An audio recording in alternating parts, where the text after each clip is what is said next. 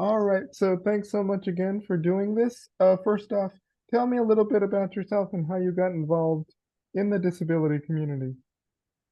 Yeah, so my name's Jennifer Larsson. I'm a speech language pathologist at University of South Florida. I work in the otolaryngology head and neck cancer department. I got into speech pathology to help people that have a disability. My grandfather, when he was at my grandfather was a cook, and so he cooked at a vocational school and taught people that have developmental disabilities how to cook and be able to execute activities of daily living. So that was a big component. And I would go and visit him, and I could see how much he cared for his students and how much they benefited from him. And so it was a very rewarding job. And I'm a people person, like my grandfather was, and so I wanted to follow in his footsteps and help make people's lives better. Mm-hmm. My next step is tell me a little bit about your work as an SLP, because it's very different from the traditional SLPs that people come to know about, because it's very different basically. So could you talk a little bit about that? What's the day-to-day like? Yeah, the day-to-day life of SLP working in an academic facility is, you're right, different than traditional SLPs. I am a head and neck cancer specialist, so I see patients who are diagnosed with head and neck cancer. With that diagnosis, most of the time they develop dysphagia, which is swallowing disorders. So I help patients regain their swallowing after they receive treatment for their cancer. I also provide a lot of education components. I meet with them preoperatively and pre-radiation just to help them set expectations of how their treatment's going to go and how it will impact their swallowing. And then I follow them throughout their course of treatment, making sure that they're able to eat and maintain a good nutritional and caloric status. We try to prevent the possibility of having feeding tubes. Um, and so then I also follow them after they have their treatment to make sure that they're still maintaining their swallowing function, but then also help them integrate back into the community after having such a surgery, which can result in, physical limitations and disfigurements, unfortunately. Mm-hmm. I also, not only with swallowing, but I also help patients communicate. Some of my patients get the removal of their voice box, so they're not able to speak anymore because the cancer is in their voice box. So I help rehabilitate their voice with alternative methods of communication. Mm-hmm. My next question is, how do you make sure that, a patient is independent and sufficient as possible? What sorts of things do you work on, with patients and clients? To be independent, well, some of the time for my patients, I would say a dependency is if in my field is if they have to rely on a feeding tube for nutrition. So I try to get my patients to be independent in eating and drinking. And that's really important for a patient to do because if you can't eat and drink, it totally impacts their whole quality of life. They won't be able to sit at the dinner table with their family or go to the birthday party. I mean, you just watch TV and you see commercials of food, and that's very frustrating.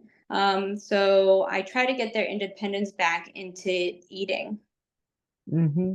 And like this study that you just did earlier, you were doing a study with a patient and like trying to see if they could swallow independently. So like what goes into like the recruiting process of like these kinds of studies? I know it's not on my questionnaire, but I just wanted to ask that.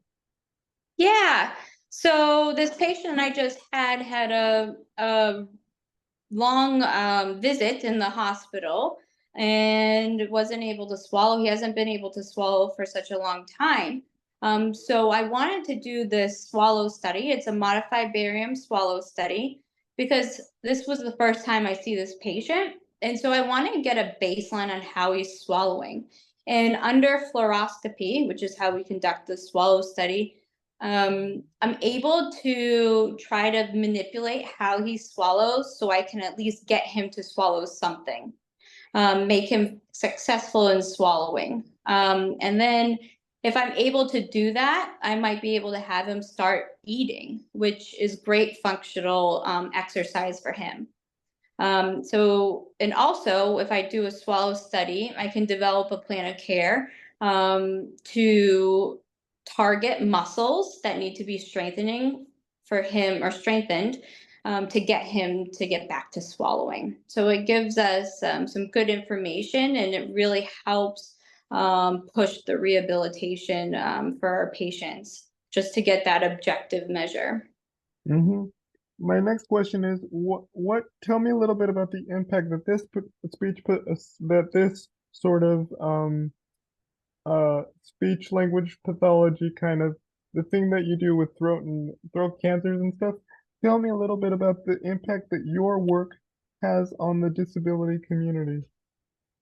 Yeah, so I'm a clinician and I help and treat swallowing disorders.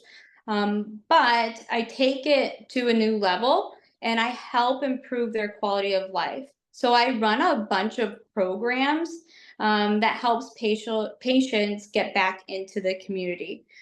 So I have a head and neck cancer community support group, and so they help, and it helps provide patients with additional education and helps our patients connect with each other. It's good to see someone else has had the same surgery that you have and could kind of relate to you. So developing peer relationships.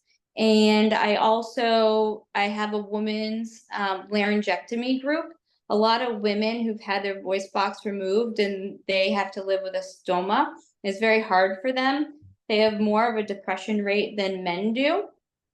And I developed this program for patients to get back socially. So we have social events. We just did an event at Busch Gardens, and they were quite happy about that. And then we're going to do some community outreach for these women to feel like they have a purpose again. Because having this big surgery and the removal of the voice box and different physical look is hard. So it's just very helpful for them to get back. That makes them feel confident to get back in the community. I think without a program like this, patients would most likely stay home and feel isolated, which causes more depression. So I think some of these programs that I've developed have been really helpful for patients to acknowledge that there is something more to life, and that they can still live how they used to live before their surgery and do the things that they used to like to do and they're capable of. Mm-hmm. What I know this isn't on my question either, but what have patients, who've done this process told you like about their experience? Have they felt rewarded, satisfied? Yeah. One piece today is I had a patient say, I really appreciate your education, your positivity, your eye contact, makes them feel comfortable to know that I am there for them. When I talk to my patients about all the resources that I can help them tap into, they feel comforted, they feel supportive.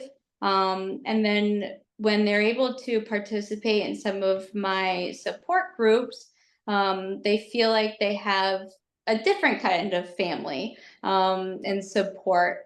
And I think they haven't commented just yet about the events, but I think it is helpful to go out into the community as a group so they feel confident. So I think it's very helpful. They're smiling. When you get a smile and see that they're enjoying themselves, it's amazing. It truly is. My last question is, I don't know if you're in academia, but what can students studying SLPs like this one in particular, what can they sort of take away from this kind of work? How can they be a part of that patient's success? Right. So I was just speaking to somebody the other day, and it's health care. Like, it's the health part, you treat your patient, but the biggest thing is care. You have to put your heart into it because your patients will see it. And you want your patients to feel comfortable and supportive in the clinical care that you give.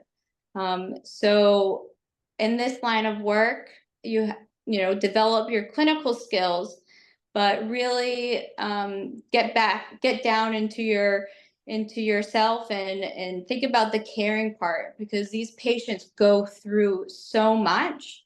It's a long journey for them, and they need someone to care for them, especially when they go to a doctor's office, and it can be quite scary. Yeah, it can be quite scary sometimes. Yeah.